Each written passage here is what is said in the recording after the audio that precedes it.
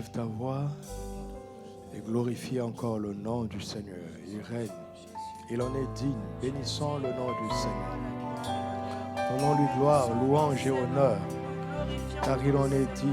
Tu en es digne, tu en es digne, tu en es digne. Reçois la gloire, reçois l'honneur, reçois l'adoration, reçois la louange. Nul n'est comme toi, nul n'est semblable à toi. Tu règnes dans les cieux, tu règnes dans nos cœurs, tu règnes sur l'Église, tu règnes sur toute la terre. Tu as reçu le nom au-dessus de tout nom. Tu as reçu tout pouvoir dans les cieux et sur la terre. En ton nom, tout genou fléchit et toute langue confesse que toi, Seigneur Jésus, tu es Seigneur à la gloire du Père. Tu es Seigneur à la gloire du Père. Tu es Seigneur à la gloire du Père. Alléluia. Alléluia. Excellent Père de grâce, merci de nous accueillir dans ta présence. Merci de nous donner ce beau jour, ce premier jour de la semaine, en ce début d'année. Tu es avec nous car tu es fidèle. Nous te remercions. Nous te remercions. Ce culte est à toi. Reçois la gloire, reçois la louange et parle à nos cœurs, car nous sommes venus aussi, et surtout entendre ta voix. Parle à nos cœurs, parle à nos cœurs, parle à nos cœurs, parle à nos cœurs. Que personne ne rentre le cœur vide. Que ceux qui sont assoiffés, leur soif soit étanché. Que ceux qui ont faim, qui sortent d'ici rassasiés. Que ceux qui sont faibles sortent d'ici fortifiés. Que ceux qui se posent des questions, Seigneur, trouvent des réponses. Que ceux qui font face aux incertitudes, à l'inquiétude, reçoivent une parole de foi ce matin et qu'ils soient affermis dans leur foi, dans leur confiance en toi, qui est fidèle, qui est toujours avec nous. Nous te bénissons, nous te remercions et nous sommes là pour t'écouter. Parle-nous librement, Père, par ton esprit. Au nom de Jésus, notre Seigneur. Amen. Gloire à Dieu.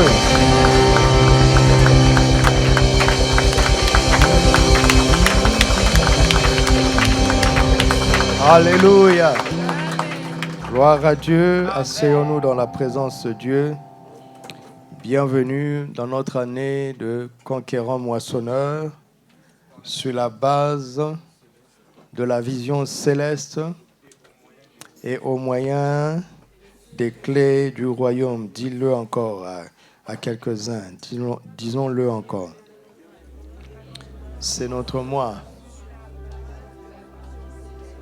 Amen. Vous ne parlez pas comme des conquérants. Hein? C'est bizarre. Hein? Des conquérants mous comme ça, est-ce que c'est possible? Recommencez.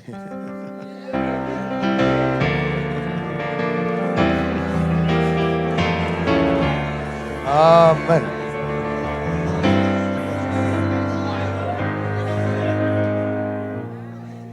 Alléluia. Nous rendons grâce à Dieu pour l'excellent séminaire Arbre de vie que nous avons reçu. Bénissons Dieu notre Père. Et vous avez les salutations chaleureuses et la bénédiction de papa et maman Karambiri. Alléluia. Et de toute la famille là-bas, ils nous portent dans leur cœur, ils prient pour nous, ils ont vu les images, ils ont vu les rapports et ils nous bénissent. Et ils nous encouragent. Amen. La suite, on le dira progressivement, par la grâce de Dieu. À partir de ce jeudi, c'est comme un point que nous allons faire ensemble, n'est-ce pas? Pour démarrer de manière locale cette année ensemble. Et ce message va être en fait l'introduction de notre séminaire local. Nous appelons ça un séminaire vision. Et notre thème, c'est « Voyons une moisson abondante ». Alléluia.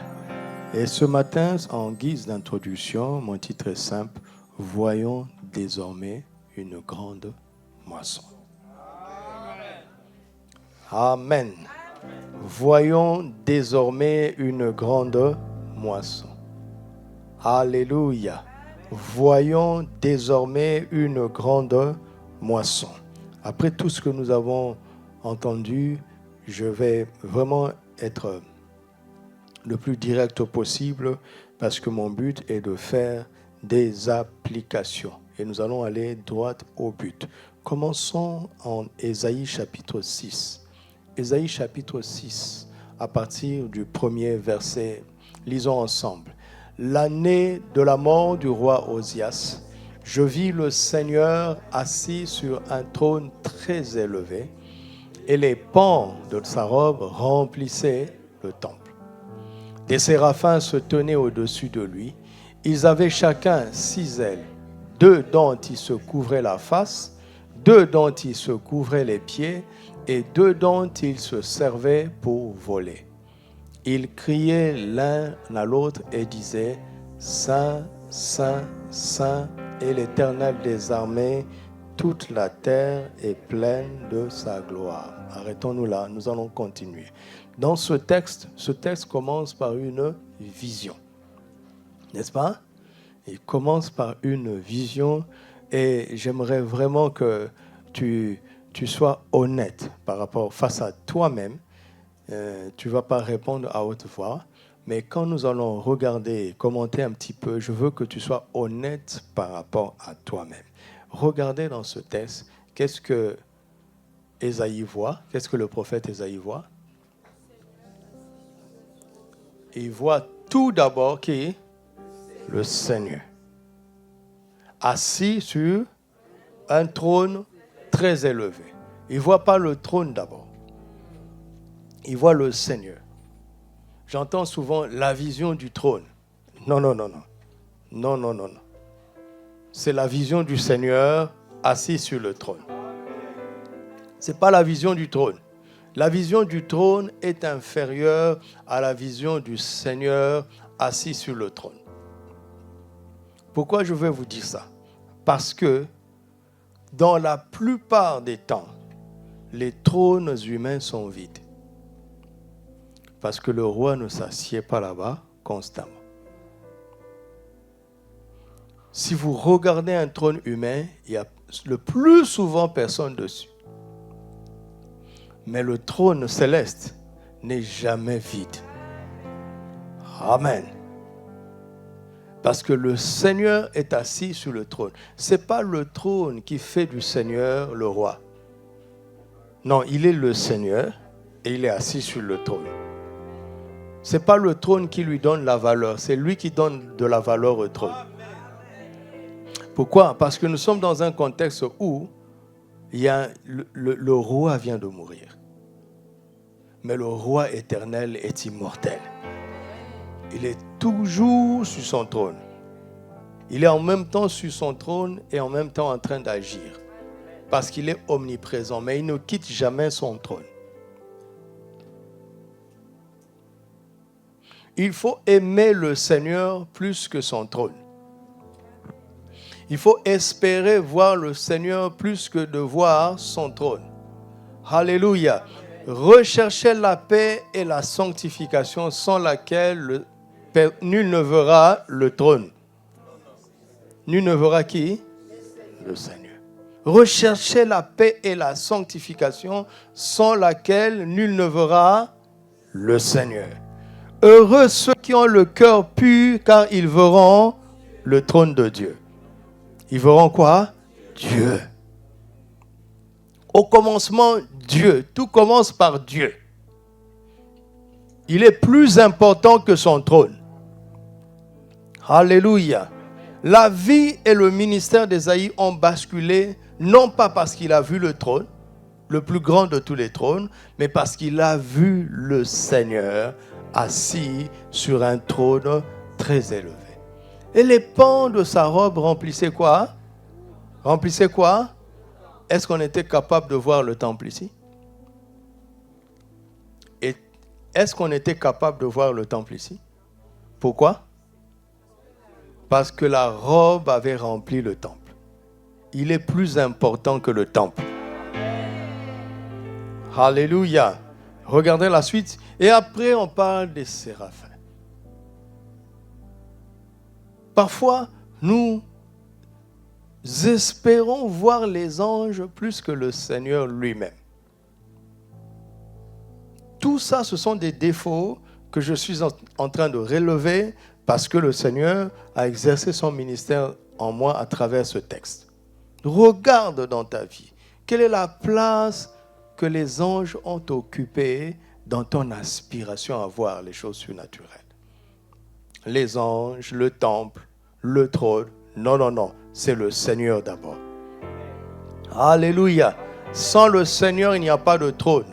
Sans le Seigneur, il n'y a pas de temple. Sans le Seigneur, il n'y a pas d'ange. Il n'y a pas de séraphin. Ils avaient chacun 6 ailes, 2 dont ils se couvraient la face, 2 dont ils se couvraient les pieds et 2 dont ils se servaient pour voler. Et ils criaient l'un à l'autre et disaient, après la vision, il va entendre quelque chose. Il va entendre. Et les séraphins disaient, Saint, Saint, Saint est l'Éternel des armées. Saint, Saint, Saint est l'Éternel des armées. Dans la présence de Dieu, ce qui a impressionné les séraphins, c'est d'abord la sainteté. Recherchez la paix et la sanctification sans laquelle nul ne verra le Seigneur. Ce qui a marqué les séraphins, ils n'ont pas dit puissant, puissant, puissant, glorieux, glorieux, glorieux, grand, grand, grand. Non, ils ont dit saint, saint, saint est l'Éternel des armées. Il est saint, il est saint, il est saint. Il n'est pas 3 fois saint, il est saint. Alléluia. Et une phrase étrange va être dite ici. Il dit quoi? Toute la terre est comment? Ton cerveau a entendu, toute la terre sera pleine de sa gloire. C'est ce que ton cerveau a entendu. Mais voici la vision céleste de la terre. La terre est comment? La terre actuelle, oui, oui, oui, oui. Elle est pleine de la gloire de Dieu. Tout dépend de quelle perspective nous avons. Celui qui a la vision céleste voit que la terre est pleine de la gloire de Dieu. Alléluia. Nos yeux voient autre chose, n'est-ce pas? Oui ou non? Avec nos yeux naturels, cette terre n'est pas pleine de la gloire de Dieu. Il y a des crimes, il y a des guerres, il y a des maladies, il y a des querelles. Ça, c'est pas glorieux tout ça. Mais non, la vision céleste est différente. La terre, toute la terre est pleine de la gloire de Dieu. Alléluia. Toute la terre est pleine de la gloire de Dieu. C'est une question de vision. C'est une question de perspective. C'est une question de vision. Comment tu te vois toi-même, comment tu vois ta famille, comment tu vois ton présent, ton avenir, comment tu vois ta ville, comment tu vois la nation, comment tu vois, tout est question de vision. Et Dieu a dit à Abraham, dans Genèse 13, de lever les yeux, de regarder dans les 4 vents. Il dit, tout le territoire que tu verras, tu le posséderas. Autrement dit, ta possession est assujettie à ta vision. Si tu vois jusqu'ici, tu posséderas jusqu'ici. Si tu vois jusque-là, tu posséderas jusque-là. C'est la vision qui va changer les choses. Et dans la présence de Dieu, les séraphins voient que toute la terre est pleine de la gloire de Dieu. Est-ce que tu vois ça? Est-ce que tu vois que toute la terre est pleine de la gloire de Dieu?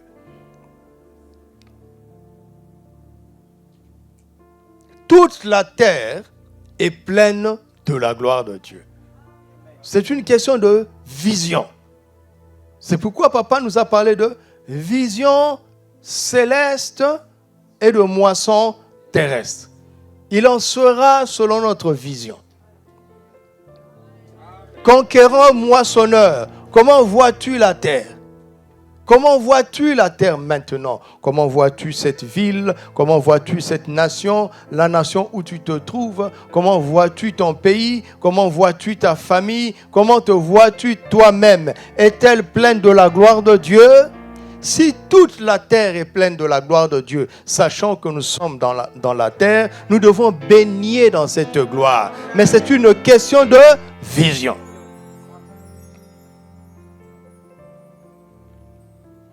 Et regardez la suite. Les portes furent ébranlées dans leur fondement par la voix qui retentissait et la maison se remplit de fumée. Alors je dis, malheur à moi, je suis perdu, car je suis un homme dont les lèvres sont impures, j'habite au milieu d'un peuple dont les lèvres sont impures, et mes yeux ont vu les séraphins. Et mes yeux ont vu le temple. Et mes yeux ont vu le trône. Mes yeux ont vu qui? Le roi. Quand il apparaît, tout disparaît. Il captive l'attention de tout. Alléluia. Mais l'un des séraphins vola vers moi, tenant à la main une pierre ardente qu'il avait prise sur l'autel avec des pincettes. Il en toucha ma bouche et dit, ceci a touché tes lèvres, ton iniquité est enlevée et ton péché est expié. Car tous ont péché et sont privés de quoi? Mais si ton péché est expié, qu'est-ce qui va se passer? Tu ne dois plus être privé de la gloire de Dieu. La gloire de Dieu est là sur la terre, mais c'est le péché qui nous empêche d'être en communion, d'expérimenter cette gloire. Gloire à Dieu pour le sacrifice de Jésus par son sang, pour nous reconnecter à sa gloire. Alléluia. J'entendis la voix du Seigneur disant, qui enverrai-je et qui marchera pour nous? Je me suis rendu compte que cette question pour moi précédait la vision de la gloire de Dieu. Dieu ne pose pas cette question à une personne qui n'a pas compris que la terre est remplie de la gloire de Dieu. Il attend que tu sois convaincu que toute la terre est remplie de sa gloire pour entendre cette question d'envoi. Qui enverrai-je? Il n'envoie pas celui qui n'a pas cette vision. Parce qu'il ne va pas réussir. Tu m'entends? Si tu ne vois pas comme Dieu, il ne t'enverra pas. Parce que tu ne réussiras pas. Parce que tu ne comprendras pas la mission. Tu ne comprendras pas sa volonté. Qui enverrai-je et qui marchera pour nous? Je répondis, me voici, envoie-moi. Nous avons souvent fait cette prière, n'est-ce pas? Depuis que tu es né de nouveau. Si tu n'as pas fait cette prière, tu es un chrétien égoïste qui vit pour toi-même, mais qui ne vit pas pour le Seigneur. Nous sommes sauvés pour servir. Et un serviteur se rend disponible en attendant la prochaine mission. Mais Dieu dit, je ne veux pas envoyer quelqu'un qui a une piètre image de la terre. Quelqu'un qui passe son temps à commenter les rumeurs, des choses bizarres qui se passent sur la terre, et à relayer. Qu'est-ce que tu vas faire avec ça? Qu'est-ce que tu vas faire avec ça? Quand Dieu fait une chose glorieuse, vous ne transférez pas le message. Mais quand il y a une catastrophe, vous transférez le message. Qui vous a envoyé? Qui vous a envoyé? Vous ne savez pas que vous êtes en train de faire la publicité du diable. Et ça ne me plaît pas. Ça me plaît de moins en moins. Et même ça m'irrite. Ça m'irrite. Il y a eu quelques baptêmes récemment à Lumière. Qui a transféré les images? Personne. C'est banal. Il y a eu 2 nouvelles naissances. C'est banal. Mais quand il y a une bêtise là quelque part, C'est tout le monde qui le relaie. Ne m'envoie plus ça. Ne m'envoie plus. Si tu veux continuer, ne me l'envoie pas. Tu es en train de contribuer à une mauvaise vision de la terre. Tu m'entends? Et Dieu n'envoie pas les gens qui ne voient pas que la terre est pleine de sa gloire. Satan veut donner l'impression qu'il est capable de faire quelque chose. Il est déchu depuis la croix. Il est vraiment déchu. Il est déchu. C'est ça que tu dois relayer. Il faut que les gens l'entendent. Et ils finiront par se rendre compte. Qui enverrai-je? Il pose cette question à ceux qui ont entendu que toute la terre est pleine de sa gloire. Si tu n'as pas cette vision, tu vas hésiter. Tu ne vas pas oser. Mais si tu sais que Christ a déjà vaincu, tu vas oser facilement, aisément. Parce qu'en face, il n'y a plus d'adversaire. Alléluia. Vous voyez, vous ne répondez plus. Tant mieux, tant mieux. Tant mieux si je suis contre vous. Je suis là pour ça. Regardez la piètre image que nous avons de la terre. Cette belle terre que Dieu a faite. Ce beau continent d'Afrique que Dieu a fait. Regardez cette piètre image que vous avez de l'Afrique. La piètre image que tu as de ta nation. Une chose que Dieu a faite. Une chose que Dieu a faite. Et quand il a fait, il a dit que c'est bon. Lui-même, il a dit que c'est bon. Et on va venir te dire que tu es sous-développé, que ton pays est sous-développé. Si c'est Dieu qui m'a créé, si c'est Dieu qui a créé mon pays, qui est-il cet homme pour dire que je suis sous-développé? Et quand tu acceptes cette vision des choses, tu ne peux pas faire l'œuvre de Dieu. En tout cas, si tu fais l'œuvre de Dieu, tu t'es engagé toi-même. Tu t'es envoyé toi-même. Dieu n'envoie pas ceux qui n'ont pas vu ça. Vous m'entendez? Il faut se repentir. Hein? Si tu t'étais envoyé toi-même, il faut te repentir. Qui enverrai-je? Il pose cette question à celui qui a entendu que toute la terre est pleine de la gloire de Dieu. Change ta vision de la terre. Change ta vision de ton champ missionnaire. Change ta vision de la nation où tu te trouves. Change ta vision du territoire où tu dois moissonner. Change ta vision. Entre dans la vision divine de ce territoire pour pouvoir le servir. Si tu ne changes pas ta vision, ne va pas te servir, le servir. Il ne t'enverra pas. Il ne t'enverra pas. Qui enverrai-je? Qui marchera pour nous? Alors il répondit, me voici, envoie-moi. Alléluia. Avant de dire, me voici, envoie-moi, ce matin, tu dois dire, Seigneur, change ma vision. Change ma vision de mon champ de moisson. Fais cette prière. Seigneur, change ma vision de mon champ de moisson. Prie, prie. Change ma vision de mon champ de moisson.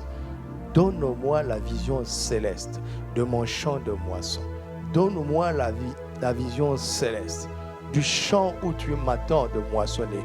Donne-moi la vision céleste du champ où tu veux m'envoyer. Change ma vision, change ma vision. Pardonne-moi tout le mal que j'ai dit de mon champ de moisson. J'ai détruit mon champ avant de me lever. C'est pour cela que j'ai peu de résultats. Pardonne-moi, corrige ma vision. Pardonne-moi, change ma vision. Donne-moi ta vision. Donne-moi la vision céleste de mon champ de moisson. Et mon champ de moisson est plein de ta gloire. Proclame, proclame. Père, mon champ de moisson est plein de ta gloire. Elle est pleine de ta gloire. Je refuse de la regarder, de le regarder avec mes yeux naturels. Illumine les yeux de mon cœur pour que je puisse voir combien mon champ de moisson et plein de ta gloire. Illumine les yeux de mon cœur pour que je puisse voir, contempler à quel point ce champ de moisson est déjà plein de ta gloire, plein de ta gloire, plein de ta gloire. Alors me voici, envoie-moi, envoie-moi, envoie-moi, envoie-moi. Me voici, ô Seigneur, envoie-moi. Ne me laisse pas m'envoyer moi-même. Ne me laisse pas te servir charnellement. Ne me laisse pas te servir religieusement. Ne me laisse pas te servir traditionnellement. Ne me laisse pas te servir égoïstement. Ne me laisse pas te servir humainement. Mais je veux te servir dans ta volonté et dans ta vision. Au nom de Christ Jésus. Amen. Ça, c'est la vision céleste de la terre. Il faut entrer dans la vision céleste de la terre avant de se donner au Seigneur pour moissonner. Vous m'entendez? Ça, c'est la vision céleste de la terre. Regardons maintenant la vision céleste du temps de la moisson. La vision céleste du temps de la moisson. Jean chapitre 4, verset 35. Jean chapitre 4. Je vous ai dit, nous allons faire des applications. Nous sommes là pour faire des applications. Jésus dit, ne dites-vous pas qu'il y a encore 4 mois jusqu'à la moisson. Voici, je vous le dis, levez les yeux et regardez les champs qui déjà pour la moisson. Si vous levez les yeux, vous allez changer de langage. Si vous avez les yeux baissés, vous allez dire qu'il reste 4 mois, qu'il reste 4 ans, qu'il reste 40 ans, qu'il reste 4 siècles. Mais si vous levez les yeux, votre manière de compter le temps va changer. Parce que vous allez voir que les champs ont déjà blanchi pour la moisson. Celui qui lève les yeux sait que c'est maintenant. Celui qui ne lève pas les yeux pense que la moisson c'est plus tard. Au meilleur des cas, il dit c'est bientôt. Mais bientôt là, c'est combien de temps? Bientôt, c'est combien de temps? Bientôt peut être lointain, hein? N'est-ce pas? Alléluia. Alléluia. Vous me suivez? La différence entre le Seigneur et eux, c'est que lui, il était dans la vision céleste du temps de la moisson. Il dit, levez les yeux et regardez, la moisson blanchit déjà. Mais si vous avez les yeux baissés, vous allez dire qu'il reste 4 mois. Vous allez accepter les circonstances humaines. Vous allez accepter les contraintes naturelles. Mais si vous levez les yeux, vous savez que c'est maintenant. Alléluia. Levez les yeux et entrez dans la vision céleste. Je veux regarder quelque chose.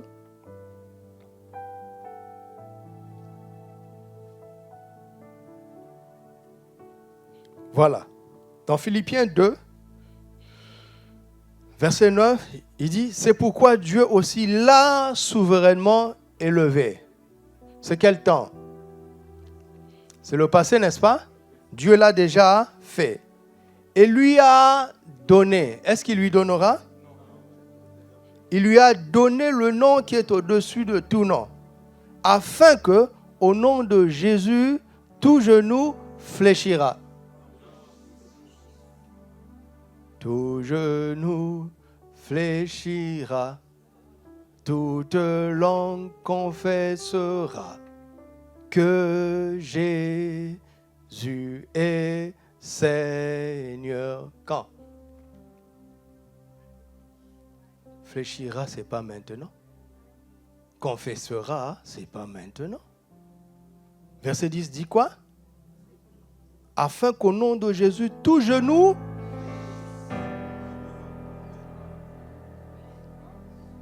et que toute langue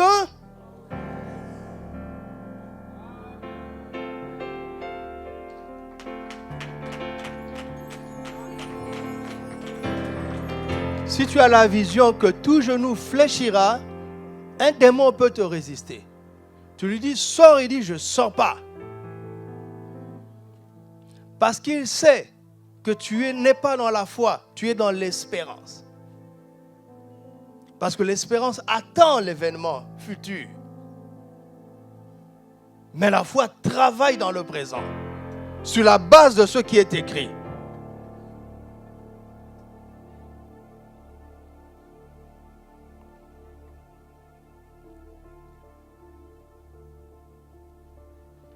Vous savez, dans 4 mois, il y aura la moisson. C'était très intelligent.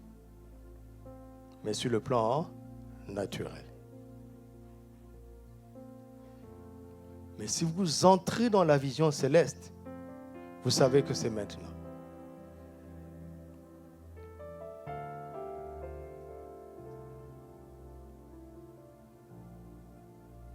De la même manière que dans la vision naturelle, la terre n'est pas pleine de la gloire de Dieu, quand même. Et pourtant, regardez nos pays que nous fouillons pour aller ailleurs. Alors que ceux vers qui nous voulons aller là, ils viennent puiser chez nous. Pourquoi? Parce qu'ils ont une bonne vision de chez nous. Et ils ne veulent surtout pas que nous ayons une bonne vision de chez nous, sinon nous allons rester chez nous et nous allons mettre des visas difficiles à avoir pour qu'ils viennent chez nous. Parce qu'on connaît la valeur de chez nous. Pourquoi c'est difficile d'avoir le visa chez eux? Parce qu'ils supposent que chez eux est supérieur à chez nous. Et pourquoi nous on les accueille facilement? Parce qu'on suppose à la rigueur que c'est un honneur de les accueillir chez nous. Et ils nous laissent raisonner comme ça. C'est une question de vision. Si tu lèves les yeux, la vision céleste va affecter même ta manière de compter le temps. Quand les autres disent qu'il reste 4 mois, toi tu vas dire non, pourquoi 4 mois? C'est maintenant. Pourquoi 4 mois?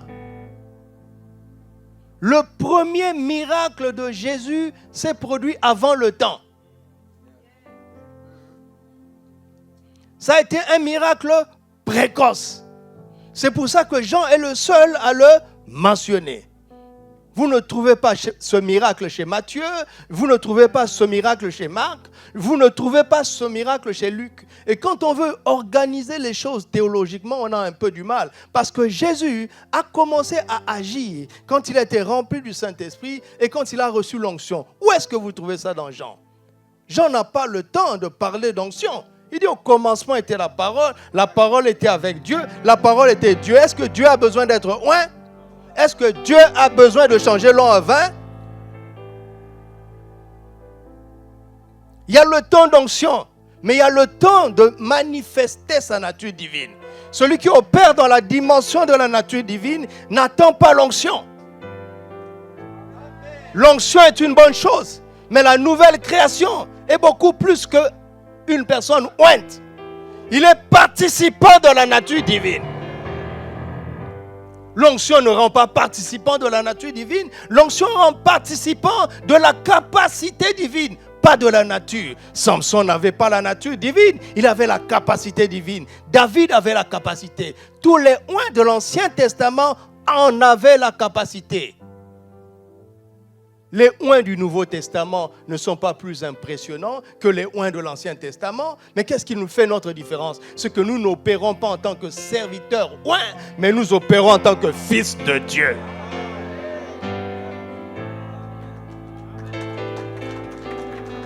Et Dieu est en dehors du temps.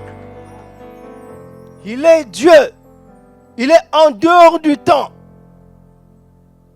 Quand Marie lui dit non plus de vin, Jésus fait exprès pour que je puisse vous parler comme ça. Il dit mon heure n'est pas encore venue. Et quand Jésus affirme ça, c'est vrai. Mais cette femme a eu la foi. Elle s'est retournée et dit faites ce qu'il vous dira. Parce qu'il peut agir avant le temps. Je le connais. C'est moi qui l'ai conçu. Je sais qu'il est Dieu. Il n'est pas humain. Ce sont les humains qui sont assujettis au temps. Pas Dieu.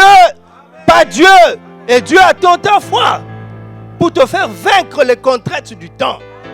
Si on dit que la moisson c'est dans 2 ans, ça c'est pour les humains. Ça c'est pour ceux qui ont la vision naturelle. Lève un peu les yeux et regarde. Tu vas y entrer beaucoup plus tôt que tu le penses. Tu vas y entrer beaucoup plus tôt que tu le penses. Comment est-ce que Jésus, dans Marc 11, va aller chez le figuier et attendre du figuier, du fruit, alors que ce n'était pas la saison? Pourquoi est-ce que Jésus va faire ça? Et le figuier n'a pas donné de fruit, mais le figuier a raison, parce que ce n'est pas la saison. Mais Jésus se fâche, il dit que personne, jamais personne ne mange de ton fruit. Mais Seigneur, j'ai raison de ne pas porter le fruit, ce n'est pas la saison. Il dit, lève les yeux, tu vas échapper à la loi des saisons. Tu vas porter du fruit avant la saison. Tu vas porter du fruit avant la saison. Celui qui lève les yeux peut agir avant le temps. Il peut agir avant le temps. Celui qui lève les yeux peut agir alors que c'est trop tard. Il était trop tard pour Abraham et Sarah de pouvoir concevoir. Leur corps était déjà usé. Sarah était post-ménopausée. Abraham était usé. C'était trop tard. Oui, trop tard. Dans le naturel. Lève les yeux et regarde. Tu vas renverser le temps. Au nom de Jésus, tous les temps de moisson dans lesquels tu n'es pas entré et que tu as perdu, sois rattrapé maintenant, sois récupéré maintenant, dans le nom de Christ Jésus. Lève les yeux et regarde. Lève les yeux. Il t'avait mis à cœur une personne pour lui parler du Seigneur. Tu as hésité et tu as raté cette occasion. Au nom de Jésus, je te ramène cette occasion. Je te ramène cette occasion maintenant. Lève les yeux, regarde. La vision céleste fait que le temps de la moisson, c'est maintenant. Quand les gens disent que ce n'est pas encore le temps, toi tu dis c'est maintenant. Quand les gens disent que c'est trop tard, toi tu dis c'est maintenant. Alléluia. Alléluia. Il y a des arbres qui vont porter du fruit alors que la saison est passée. Il y a des situations qui vont porter du fruit alors que la saison est dépassée. Au nom de Jésus. Alléluia. Asseyez-vous. Ça, c'est la vision céleste et le temps de la moisson. La vision céleste et le temps de la moisson. Regardons maintenant la vision céleste d'une ville. Comment le ciel regarde une ville. Comment le ciel regarde toutes les villes. Comment le ciel regarde une nation. Comment le ciel regarde toutes les nations. Nous sommes dans Jean chapitre 4 toujours. Regardons le verset 28. Verset 28. Alors la femme, ayant laissé sa cruche, s'en alla dans la ville et dit aux gens, venez voir un homme qui m'a dit tout ce que j'ai fait. Ne serait-ce pas le Christ? Ils sortirent de la ville et vinrent à lui. Pendant ce temps, les disciples le pressaient de manger, disant, Rabbi, mange. Mais il leur dit, j'ai à manger une nourriture que vous ne connaissez pas. Verset 39. Plusieurs Samaritains de cette ville, regardez l'honnêteté du Saint-Esprit. Il ne dit pas tous les Samaritains de la ville. Mais il dit quoi? Plusieurs, ça veut dire quoi? La majorité. La majorité. Plusieurs Samaritains de cette ville crurent en Jésus à cause de cette déclaration formelle de la femme. Il m'a dit tout ce que j'ai fait. Quand cette dame a communiqué avec Jésus, elle s'est rendue compte qu'elle pouvait atteindre toute sa ville. Vous m'entendez? Elle n'a pas réfléchi en termes de quelques âmes. Oh, conquérant moissonneur, écoute-moi. Tu peux limiter Dieu toi-même. Tu peux réfléchir en termes de quelques âmes. Mais tu peux réfléchir en termes de toute une ville. Dieu peut te donner une voix qui porte et qui touche toute une ville. Comment il va faire, lui il le sait. Toi, il suffit de croire. Il peut déclencher une réaction en chaîne. Tu sais, si tu vas à la moisson pour gagner une âme, 2 âmes, tu les auras au meilleur des cas. Mais si tu vas à la moisson pour gagner toute une ville, Dieu sait quelle est la personne clé qui fera que si tu lui parles, ça va créer une réaction en chaîne. De sorte qu'à partir de ton simple témoignage, toute une ville peut être gagnée. Mais tout dépend de la vision que tu as. Quelle est la taille de ta moisson? De la moisson à laquelle tu aspires. Quelle est la taille de la moisson à laquelle tu aspires? Quand Dieu m'a donné il y a plus de 30 ans la vision de toute l'Afrique, je vous l'ai déjà raconté. Je me suis vu en train de marcher dans chaque pays africain, mais ça c'était insensé. Le Saint-Esprit est beaucoup plus stratège que ça. Il a emmené toute l'Afrique dans une ville.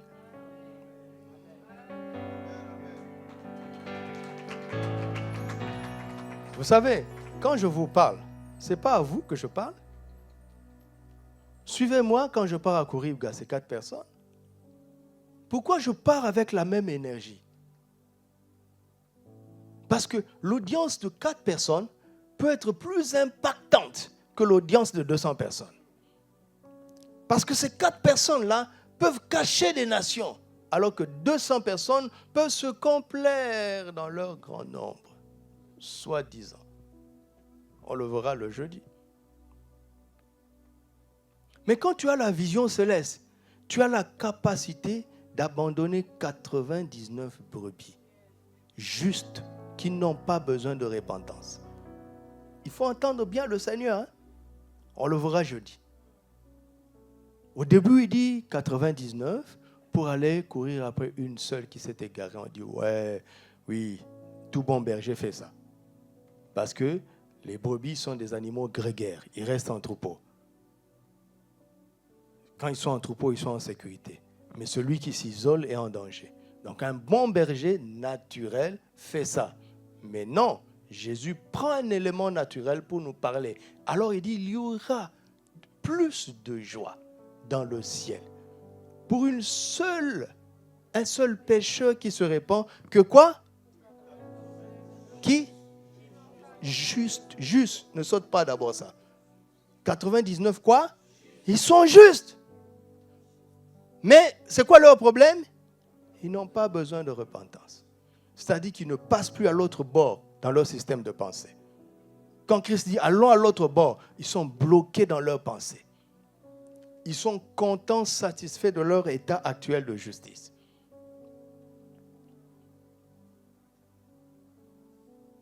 Donc, le berger céleste ici sait que ce qui va réjouir le ciel, c'est une seule brebis, pas un troupeau.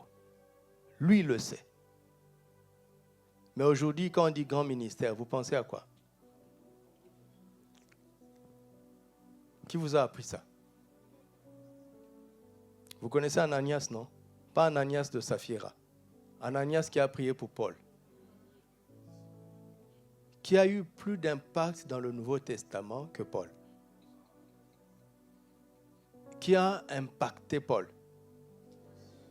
Quel est l'homme le plus important du Nouveau Testament après Jésus?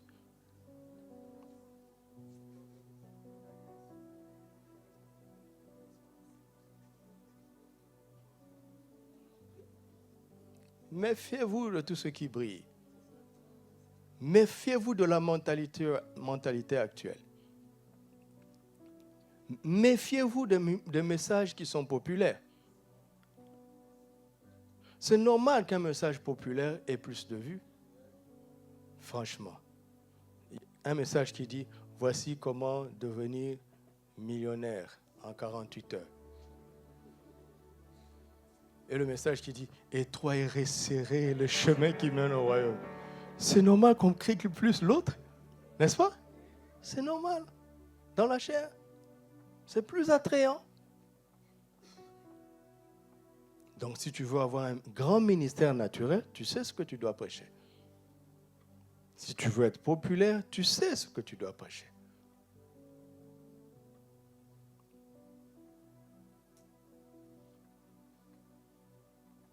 C'était pour dire, tu pars en conquête de moisson.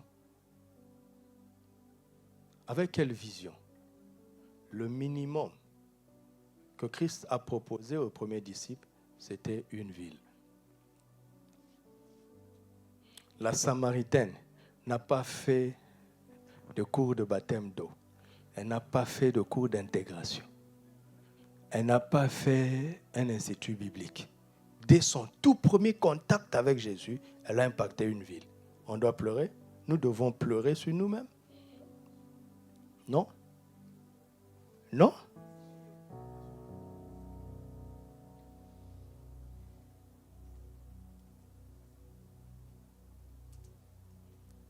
Luc chapitre 10, verset 1.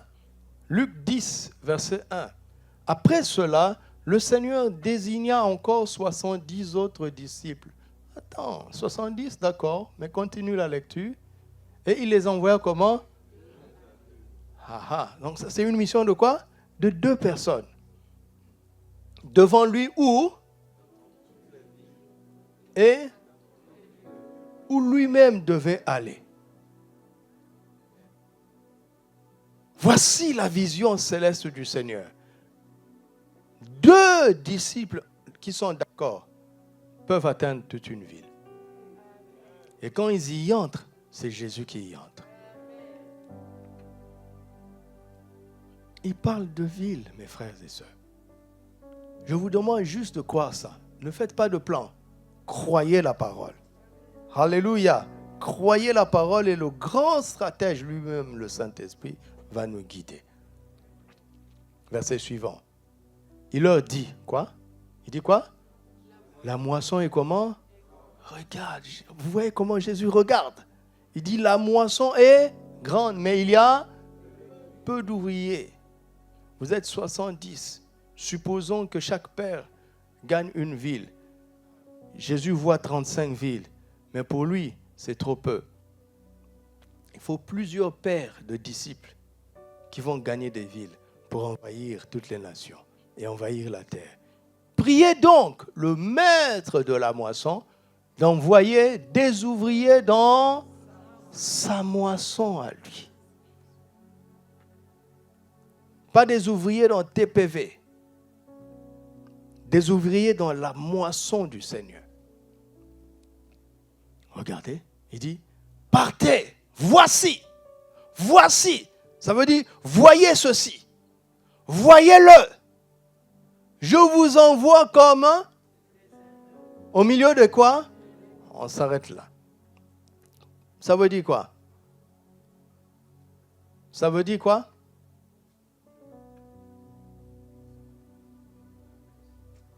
Est-ce qu'il nous aime? Si tu aimes tes brebis, tu vas les envoyer au milieu des loups? Hein? Jésus sait pourquoi il parle comme ça. Parce que cette phrase va décourager ceux qui n'ont pas la vision céleste. Ils vont dire quoi? Il y a des loups? Mais on n'y va pas. On n'y va pas, il y a des loups. Tu as dit quoi? Nous sommes des brebis. Nous ne sommes pas des lions. Nous sommes des brebis. Et eux, ils sont quoi? Des loups. Tu as bien dit des loups, non? Tu as bien dit nous, des brebis, non? Ben, on n'y va pas. Soyez logique là. On rentre dans la vision naturelle. Comme quelqu'un m'a confronté en 2006. Il dit, jeune homme, à un moment quand on a parlé, il a eu pitié de moi. Il a dit, jeune homme, je vois que tu es zélé, hein, mais tu es naïf. Quelle est la mission qui t'envoie? J'ai dit personne. Quelle est la grande dénomination qui t'envoie? J'ai dit personne. Il dit, mon fils, il faut avoir un peu de bon sens. On est où aujourd'hui?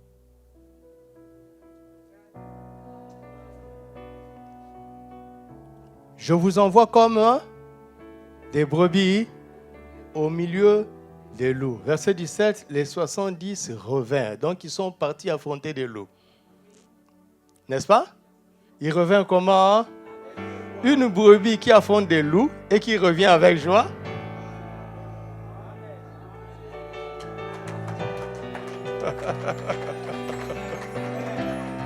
Et il dit quoi? Seigneur, même les loups là, c'est qui?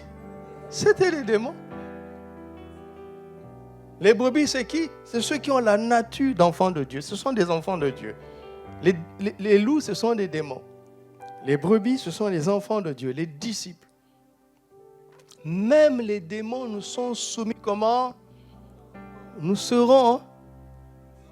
ont été soumis. Vous avez lu ça? Qu'est-ce qu'ils disent? Mais vous venez de chasser les démons. Quand vous êtes devant Jésus, vous devriez lui dire, ils nous ont été soumis. Non, ils ont tellement expérimenté qu'ils savent qu'avec le nom de Jésus, c'est toujours au présent. Parce que si tu as vaincu un démon hier et qu'il t'a vaincu aujourd'hui, ce n'est pas la peine. Demeure dans la position de victoire. Quand ils sont en train de parler à Jésus, ils sont en train de lui dire, maintenant que nous te parlons, Seigneur, les démons nous sont soumis. Si tu veux, laisse-les venir. Tu vas voir, on va te montrer comment on utilise ton nom. Jésus dit, mais c'est mon nom quand même, non? Et qu'est-ce que Jésus dit? Je voyais qui? Les démons? Les démons? Qui? Est-ce que vous savez que les loups se comportent en meute? Et dans chaque meute de loups, il y a un mâle dominant. C'est Satan. Donc quand Jésus a vaincu le mâle loup dominant, il a dit aux brebis, allez-y, c'est bon.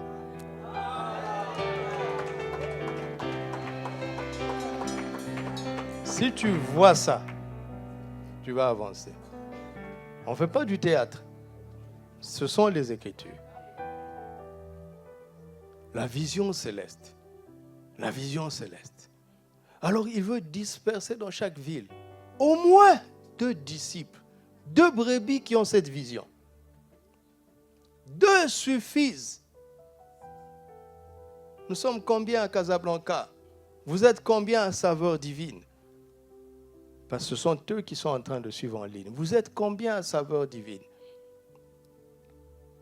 Et vous êtes combien là où vous nous suivez? Et là où les autres tabernacles, vous nous suivrez après. Vous êtes combien?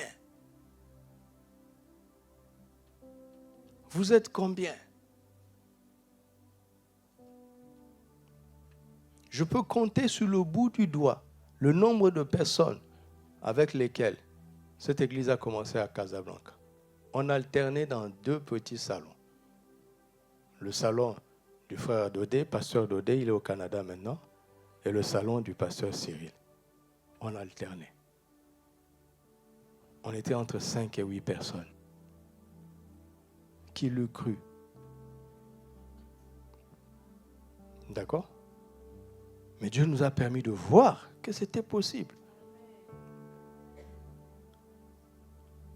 L'efficacité de ta moisson ne dépassera jamais ta vision. Ça ne dépassera pas. Il faut entrer dans la vision céleste de cette ville, de la ville où il t'a placé.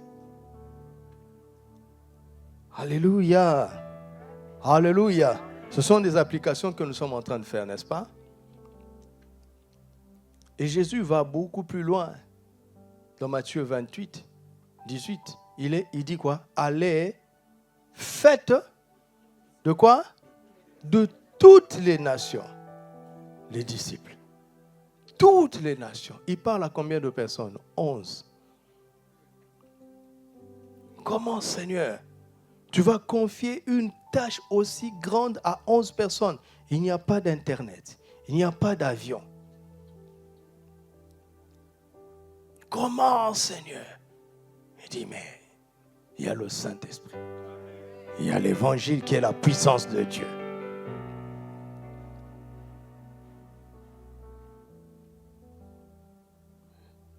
Dieu a des calculs extraordinaires.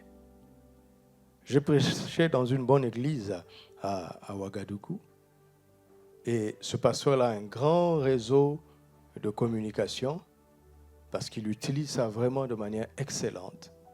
Quand on a fini et qu'on parlait, il me disait, tu sais, tu es passé sur la télé. Ils ont une chaîne de télé. Donc le monde entier t'a suivi. Moi là, j'ai parlé au monde entier le temps d'1 heure. Mais pour que je sois là, nous nous sommes rencontrés où? À Abidjan. Comment est-ce qu'on a fait pour se rencontrer à Abidjan? C'est qu'un fils d'un pasteur à Abidjan est venu étudier ici. Et le jeune homme est venu, le temps qu'il a passé à l'église l'a bouleversé. Il était déjà chrétien, on ne va pas exagérer. Il était né de nouveau baptisé. Mais il n'avait pas de piété, il ne s'attachait pas à Dieu. Et son père est venu lui-même pour voir de ses propres yeux. Parce qu'il a vu les posts que son fils a commencé à faire sur Facebook, et ainsi de suite. C'est un monsieur qui a les moyens. Il est venu sciemment, au lieu de prendre un hôtel, il a dit à son fils, je veux venir dormir chez toi. L'enfant ne savait pas. Papa voulait voir qu'est-ce qui se passe. Il dit, mon enfant, le papa me parle, c'est un aîné, il me dit, pendant plus de 24 ans, j'ai dit à mon fils, tu dois méditer la Bible tous les jours, chaque matin. Mon enfant ne l'a jamais fait. Voici le temps de 2 ans. Je suis venu dans la maison de mon fils. Je le vois à 5 heures du matin. Il se met de côté avec la Bible et le torrent de vie. Qu'est-ce que vous avez fait? Je dis rien. Ce qu'on fait là. Et puis il m'a dit, il faut que tu viennes prêcher chez nous.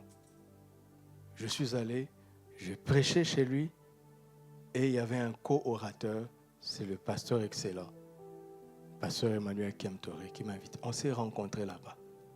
Donc supposons que le monde entier m'ait écouté à travers la télévision du pasteur Kiemtoré il y a quelques jours.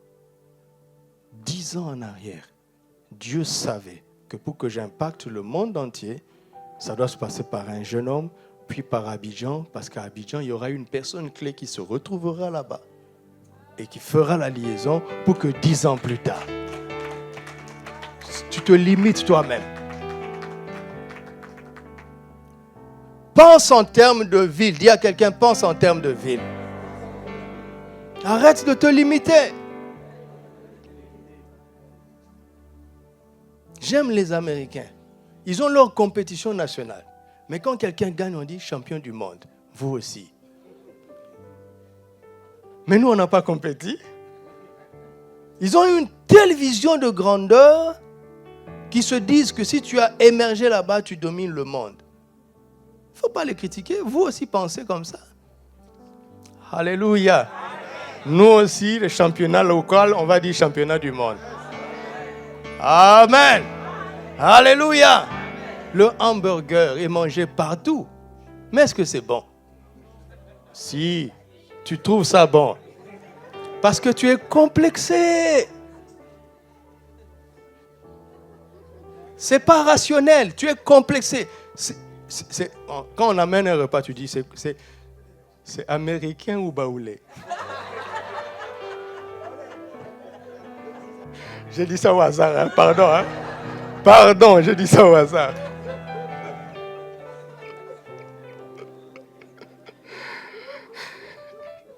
Par exemple, quand ma femme cuisine, c'est bon.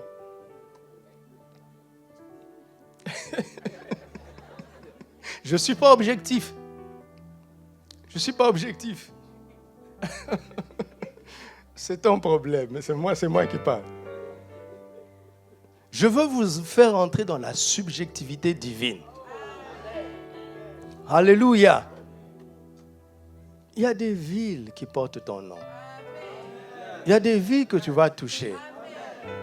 Mais laisse les schémas préconçus, les schémas préétablis. Laisse les schémas. Accepte la parole et agis. Saisis la première opportunité que Dieu te donnera. Tu ne sais pas ce que ça va déclencher après. Alléluia. Voici la vision céleste. C'est que au minimum une ville pour 2 disciples. Au minimum. Vous recevez ça? Vous recevez ça?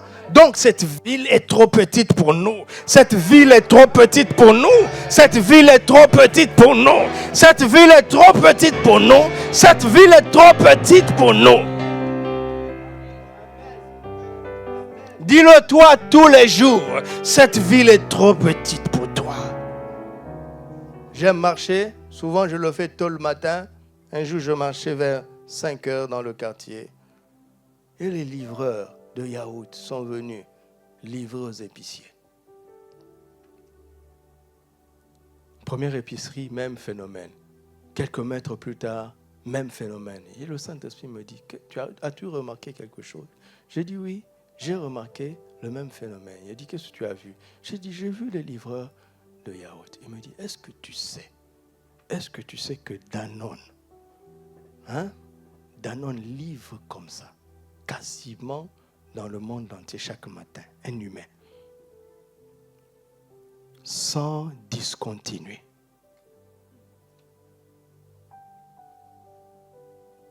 Et moi, je ne le ferai pas, à plus forte raison. Mais yaourt, c'est yaourt. Sauf que quand Danone a fait des yaourts, il a dit yaourt, c'est pas yaourt. Mon yaourt à moi va coloniser toutes les nations. C'est sa vision. Citez-moi un coin sur la terre où on ne boit pas le Coca-Cola.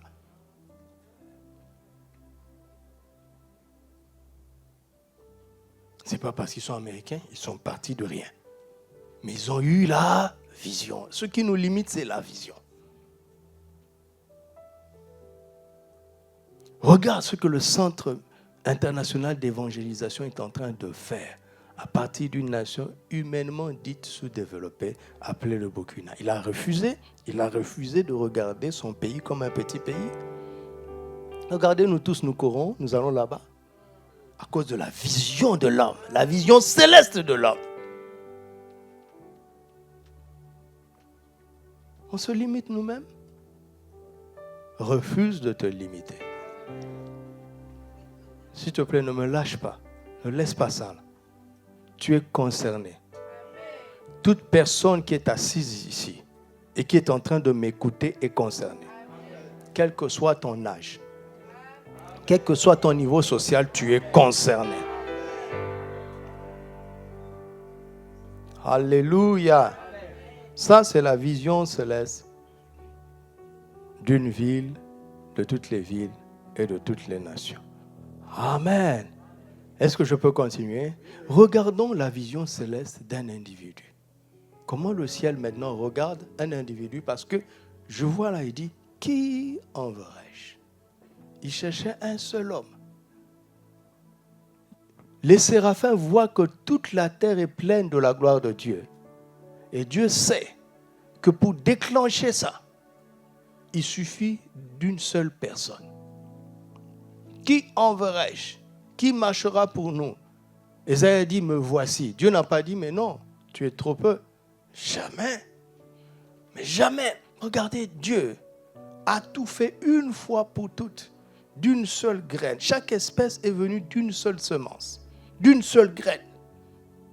Et tous les milliards d'arbres et de fruits, tous les milliards d'animaux de cette espèce, tous les milliards d'humains sont venus de la première semence, du premier échantillon. Dieu est comme ça. S'il a trouvé une personne, ça suffit. Est-ce qu'il va te trouver ce matin? Quelle est la vision céleste d'un individu? Il y a, quand vous êtes en train de lire le livre des Actes, vous vous rendez compte que l'écriture du livre des Actes a choisi 2 conquérants vainqueurs. En fait, le livre des Actes, c'est le livre des Actes de Pierre et des Actes de Paul. Lisez, vous allez voir.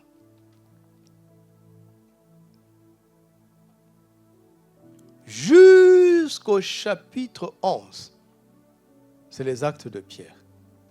Avec une parenthèse au chapitre 9 pour nous montrer comment le Saint-Esprit a saisi Saul de Tarse.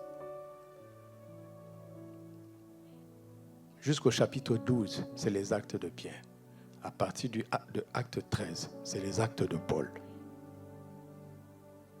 Donc, ce sont deux têtes de proue, deux figures importantes de la dynamique de l'expansion du royaume, de la dynamique de conquérant moissonneur. Deux grandes figures. Alors, allons au commencement. Comment est-ce qu'ils sont entrés en scène, dans la scène divine?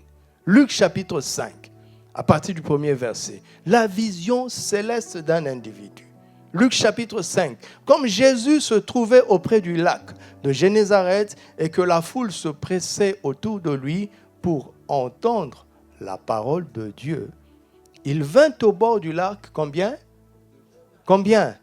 2 barques, d'où les pêcheurs étaient descendus pour laver leurs filets. Il monta dans l'une de ces barques qui était à qui? Jésus avait le choix entre telle ou telle autre barque.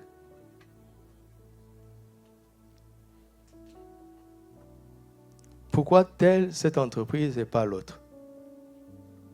Pourquoi cette filière et pas l'autre? Qu'est-ce qui te conduit? La prétention salariale. Ça, c'est la vision naturelle.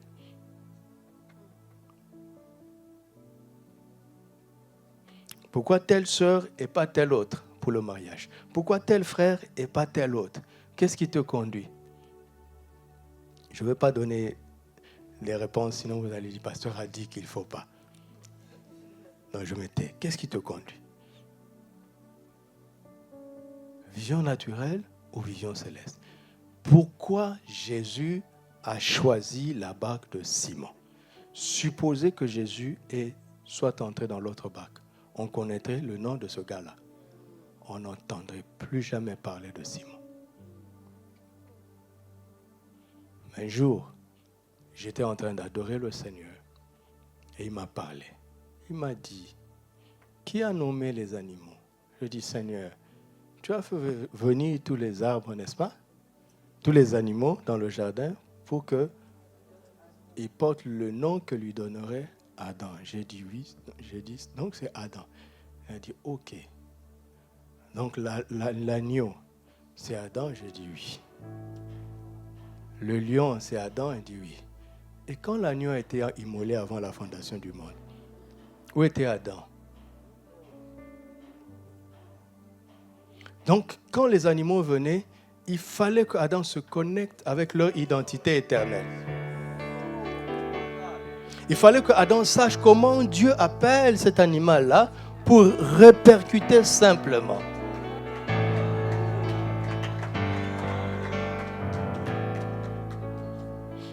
Jésus a 2 barques, tu as 2 choix.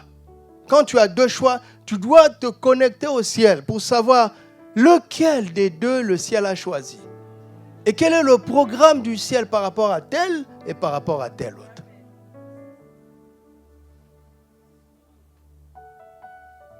Jésus est entré dans la barque de Simon.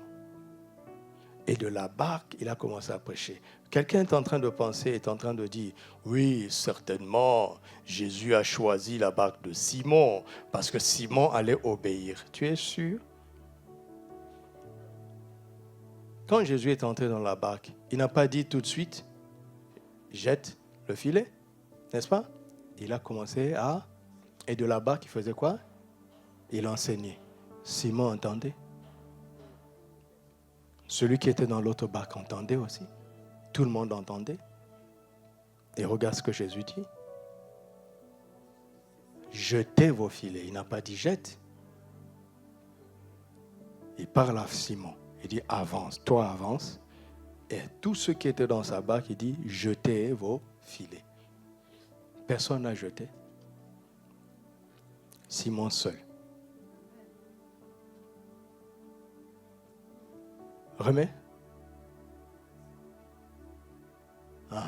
Nous avons travaillé toute la nuit. N'est-ce pas? Nous avons travaillé toute la nuit sans rien prendre, mais sur ta parole, L'opportunité était là pour tout le monde. Je vous assure, même ceux qui étaient dans l'autre barque auraient pu jeter. Ils auraient une grande pêche. Il a répondu à la parole de Dieu.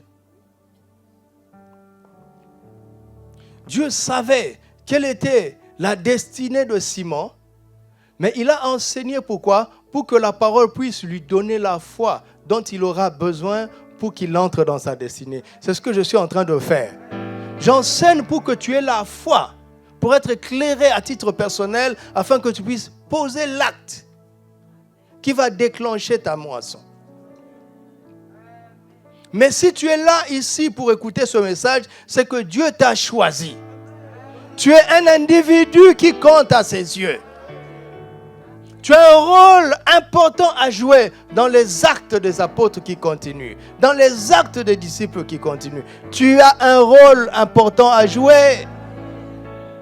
Mais si tu as une mauvaise image de toi-même, si tu as une mauvaise vision de toi-même, c'est ça qui te bloque. Ce n'est pas le Seigneur, c'est toi-même. Il y a tellement de domaines dans lesquels on va régner. Mais pour participer à la moisson, on va le voir le samedi. Tout le monde ne sera pas prédicateur, mais tout le monde est témoin. Ah, ça là, tout le monde. Ne viens pas dire, moi j'ai reçu le don de donner l'argent à l'église, je ne témoigne pas. Va avec ton argent, on n'en veut pas. On n'en veut pas. Tout le monde est témoin. Tout le monde n'est pas prédicateur, mais tout le monde est témoin. Le prédicateur, moi, un prédicateur, je suis d'abord témoin. Maintenant, mon don complémentaire, mon don d'opération, c'est la prédication. Ton don d'opération peut être la libéralité. Ton don d'opération peut être autre chose, comme ceux qui sont à la technique. Mais tous, nous devons être des témoins. Maintenant, c'est l'enseignement qui va éclairer chacun pour qu'il découvre son couloir, comme on le dit aujourd'hui. Imaginez si Jésus n'était pas entré dans cette barque. C'est la vision qu'il avait de l'individu appelé Simon. Ils avaient une entreprise de pêche. Ce n'étaient pas de petits pêcheurs. Ils avaient une entreprise avec des fils de Zébédée. Lui, André, son frère, Jacques et Jean, et Zébédée, leur père. Ils étaient des associés. Vous les imaginez avec une pirogue et un petit filet. Non, ce n'était pas le cas. S'ils n'avaient pas rencontré Jésus, il serait peut-être un grand entrepreneur en pêcherie industrielle. Mais il passe à côté de sa destinée.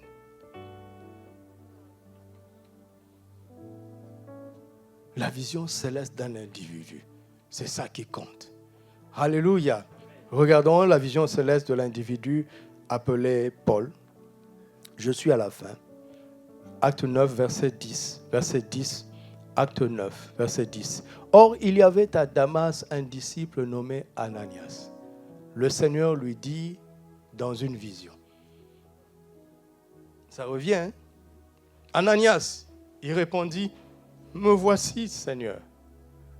Et le Seigneur lui dit, lève-toi, va dans la rue qu'on appelle la droite et cherche dans la maison de Judas un nommé Saul de Tarse. Car il prie et il a vu en vision un homme du nom d'Ananias qui entrait et qui lui imposait les mains afin qu'il recouvrât la vue. Ananias répondit, Seigneur, j'ai appris de plusieurs personnes tout le mal que cet homme a fait à tes saints dans Jérusalem. Et il a ici des pouvoirs de la part des principaux sacrificateurs pour lier tous ceux qui invoquent ton nom. Mais le Seigneur lui dit, va, car cet homme est un instrument que j'ai choisi pour porter mon nom devant les nations, devant les rois et devant les fils d'Israël. Et je lui montrerai tout ce qu'il doit souffrir pour mon nom. Voici la vision céleste de Saul de Tarse. Voici comment le ciel regardait l'individu appelé Saul de Tarse. Et voici comment le monde le regardait, notamment l'Église. L'Église le regardait comme un persécuteur, alors que le ciel le regardait comme un grand instrument pour la moisson.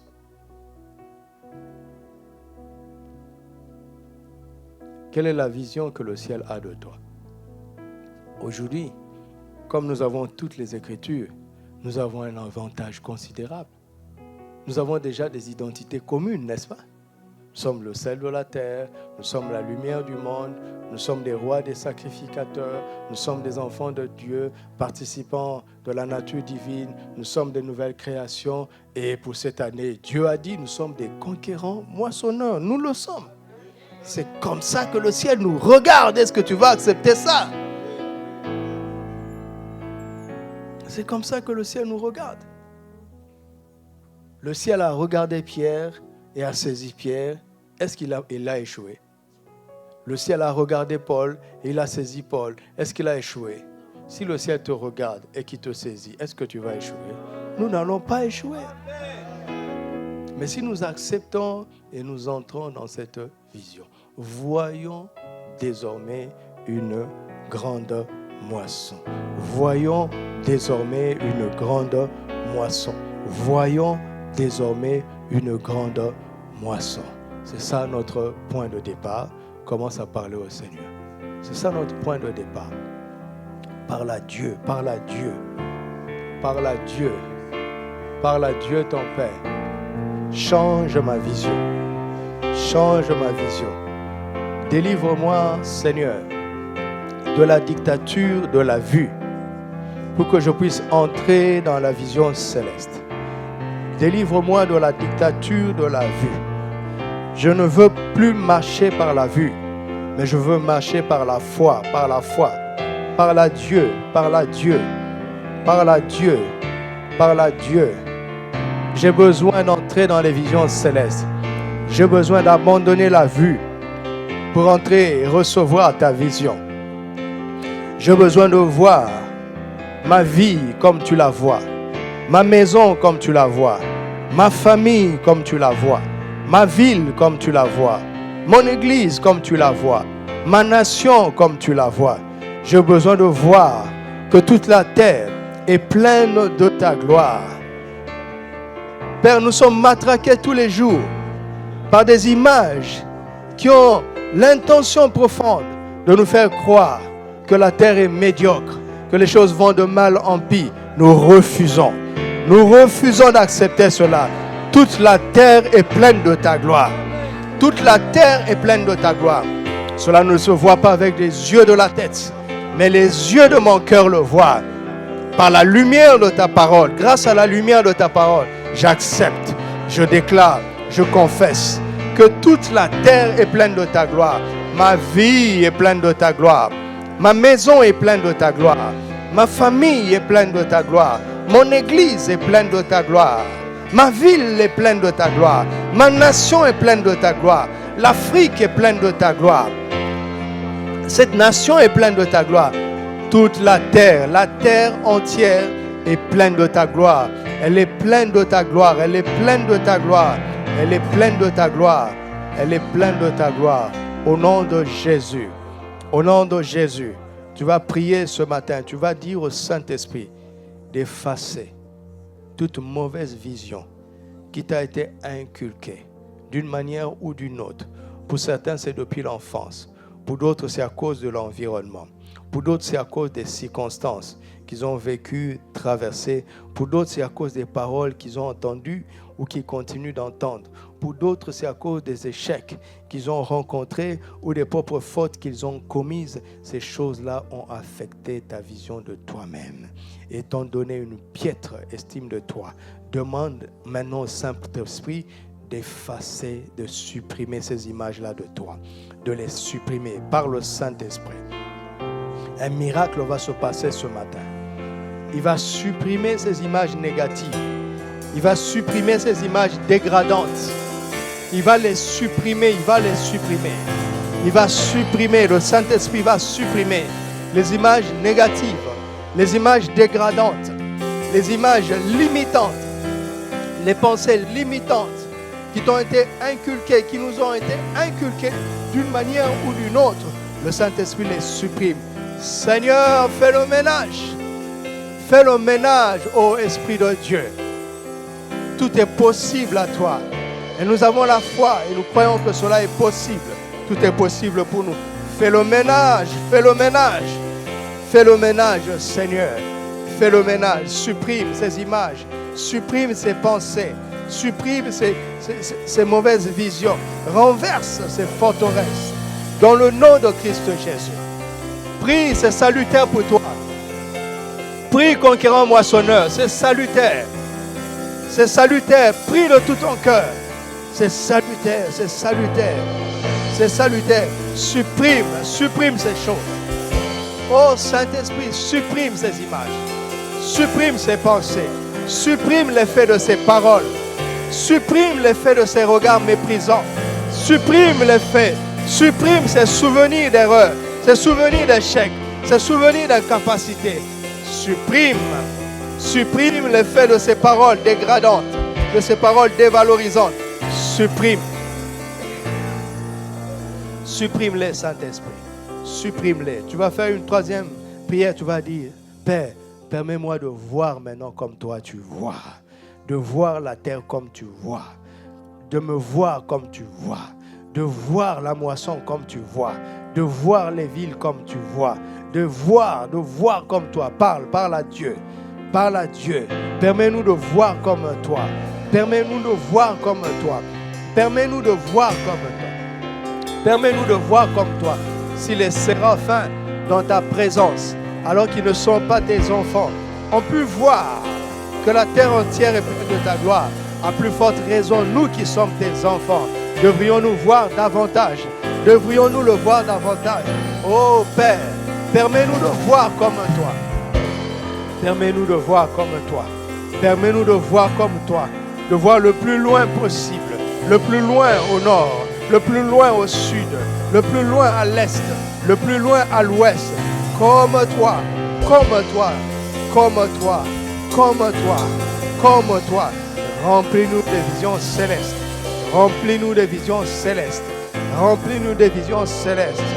Remplis-nous de visions célestes. Tu vas dire à Dieu. Paul a dit, désormais nous ne considérons plus personne selon la chair. Tu vas dire à Dieu, permets-moi maintenant de regarder mon frère comme toi tu le vois.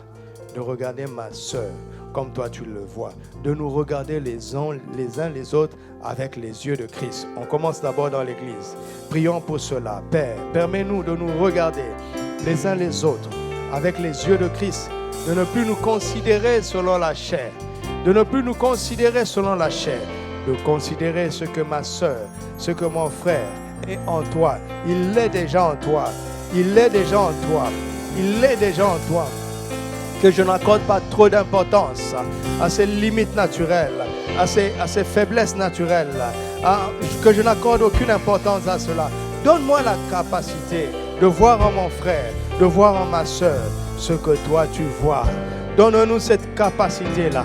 Donne-nous cette capacité-là.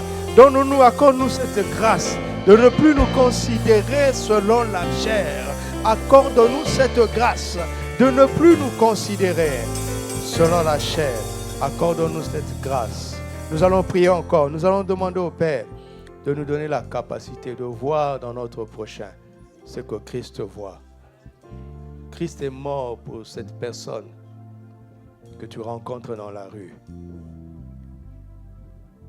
Vous savez, si Jésus savait que personne ne croirait, il ne mourrait pour personne. Ou bien, comme personne le pense, que certains sont prédestinés au salut, d'autres non. Non, c'est une erreur. Si Jésus savait que seulement une quantité de personnes croiraient, alors il mourrait pour une quantité. Mais Dieu a tant aimé le monde qu'il a donné son Fils afin que quiconque. Ça veut dire que tout humain a la capacité de recevoir l'évangile, de croire en l'évangile. Le problème se trouve souvent à notre niveau. À notre niveau. Si tu parles en étant hésitant, si tu parles en ne croyant pas que l'autre va accepter, tes résultats seront faibles. Regardez la Samaritaine, il dit, venez voir cet homme qui m'a tout dit. Et elle a donné son message à toute la ville. Elle avait foi que la ville pouvait croire. Alléluia, alléluia. Demande à Dieu que tout ce qui t'empêche de voir en ton prochain un futur disciple, un futur enfant de Dieu, un futur frère ou sœur en Christ, que cela tombe au nom de Jésus. Parle à Dieu. Parle à Dieu, parle à Dieu. Parle à Dieu, parle à Dieu. Corrige ce défaut de vision du prochain que nous avons si souvent. Corrige. Comment allons-nous moissonner si nous ne croyons pas? Si nous ne croyons pas, comment allons-nous moissonner si nous ne voyons pas que la moisson est déjà blanche? Comment allons-nous moissonner si nous ne croyons pas et si nous ne voyons pas que la moisson est déjà blanche? Alléluia. Alléluia. Vous êtes fatigué? Il ne faut pas être fatigué. Hein? Il ne faut pas être fatigué. La parole de Dieu nous montre que le Dieu de ce siècle aime aveugler les incrédules. Dieu a mis dans le cœur de chaque homme la pensée de l'éternité. Et Satan travaille pour rendre les hommes incrédules.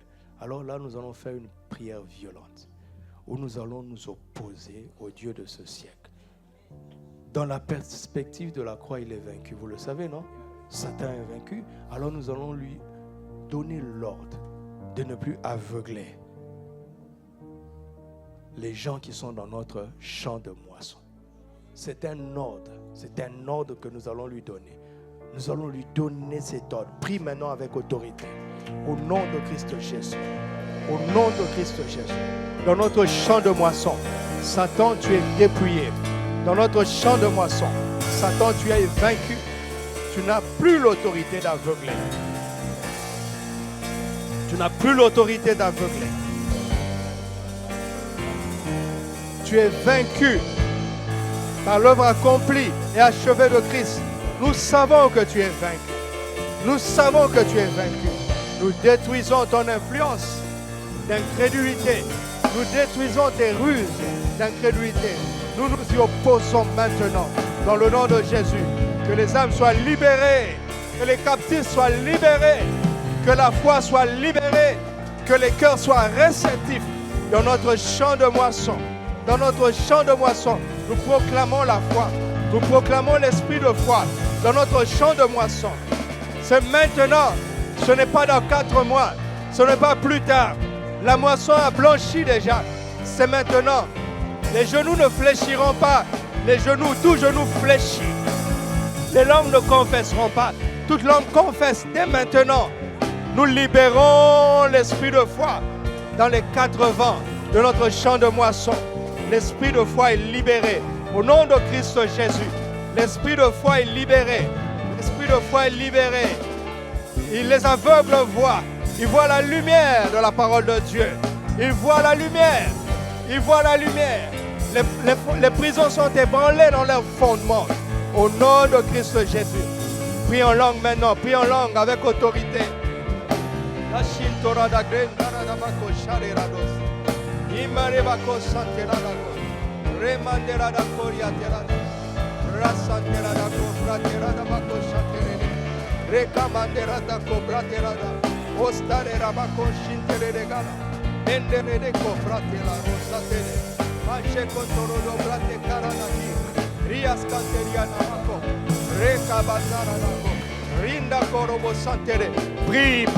Prie en esprit. Rebo Shakatarada, Rinda Korobo Sinterede, Rezikatora da Bachaderes, Megrantoro Robo Shikaratade, Rezentere de Graitako, Razika Montara da Brente, Elemana Coria Tira da Coste, Merantakora, Sintara da Brandes, Emerebako Shatarade, Ria Coco Morade, Yemerebako Shatarada, Razentere de Balada, Uraki Mandera da Corie, Estentere de Shakarada. Vois une grande moisson maintenant. Pendant que tu pries en langue, vois une grande moisson.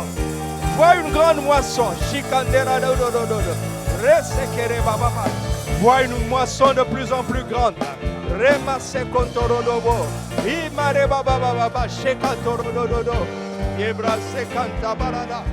Vois des villes, des villes sont nos champs de moisson. Des villes entières sont nos champs de moisson. Maintenant, dès maintenant,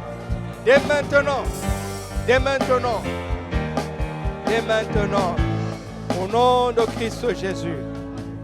Alléluia, alléluia. Nous allons poser un acte prophétique. Si tu as une montre ou ce qui te permet de regarder l'heure, ça peut être ton téléphone, prends-le. tiens-le, nous allons poser un acte prophétique. Nous allons décider maintenant de ne plus être assujettis par le temps naturel. Alléluia. Jésus a dit, levez les yeux et regardez la moisson qui blanchit déjà. Levez les yeux. On a dit que c'est dans 4 mois. Ça, c'est le temps naturel. Mais le temps céleste dit que c'est maintenant. Depuis que le Saint-Esprit est sur la terre, c'est maintenant. C'est maintenant. C'est maintenant.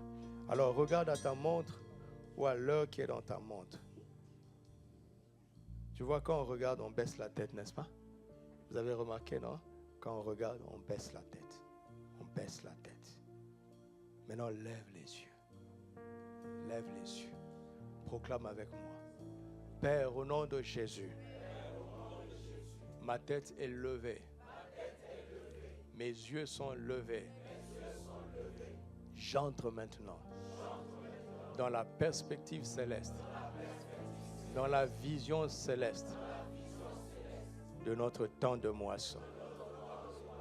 Je refuse de reporter à plus tard la moisson quotidienne que tu m'alloues chaque jour.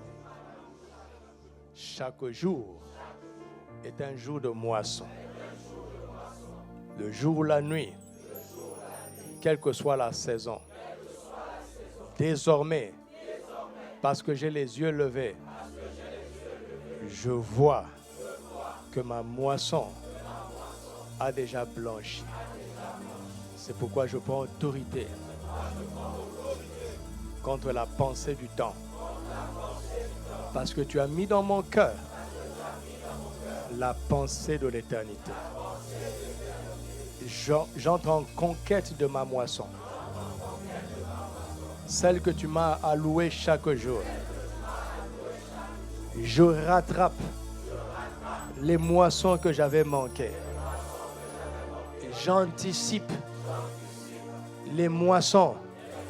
Quand le temps naturel me dit que ce n'est pas encore maintenant, je refuse d'accepter cela. Quand le temps naturel dira que ce n'est pas encore le moment, je vais anticiper au nom de Jésus. Quand le temps naturel dira que c'est trop tard, je veux racheter le temps. Au nom de Christ Jésus. Au nom de Christ Jésus. Ma moisson a blanchi. Je vois ma moisson a blanchi. Je vois que tous les démons sont sous mes pieds. Dans le nom de Jésus, leur chef Satan a été vaincu. Le loup dominant ne peut rien contre moi. En tant que brebis du Seigneur, je prends possession de ma moisson. Je conquiers ma moisson des âmes, des villes, des nations. Pour la gloire de Dieu, au nom de Jésus, Amen. Rends gloire à Dieu, rends gloire à Dieu.